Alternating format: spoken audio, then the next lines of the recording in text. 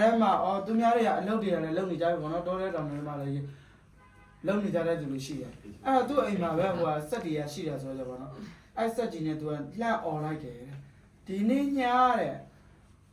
စကားလေးရဲ့နာမည်ကတော့တဲ့တားပြန်လာမှသိနေတဲ့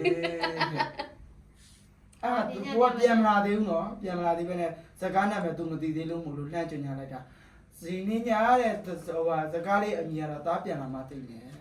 ပုံမြင်လေးရတာပါ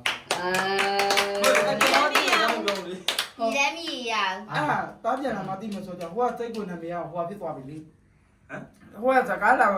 တိတ်ွေတော်မပါသေးဘူးလေတိတ်ွေတော်မလာသေးပဲနဲ့ဒီစကားနာမည်မသိပဲနဲ့သူတို့တွေကလာကြတယ်ပေါ့နော်ဒီကနေ့တားပြန်လာကားနာမည်ကိုသိရမှာကားနာမည်ကပေါ့နော်အရင်ကောင်းမဲ့ကားပဲပေါ့နော်အဲ့ဒါမျိုးဆိုပြောတယ်သူတို့ကလာကြတာပြေးလာကြတာတဲ့ပြေးလာကြတော့ဟဲ့ဟိုစကားမပြသေးဘူးလားပေါ့နော်မပြသေးဘူးလားဆိုကြတော့သူသားဟဲ့ကလေးပြန်မလာသေးဘူးပေါ့ဟုတ်ကဲ့ဗျာတီဗီအဲ့လိုအတိတ်ပဲကိုပြီးသွား အတိတ်ပဲအဲ့လိုမျိုးတိတ်ကနားလေ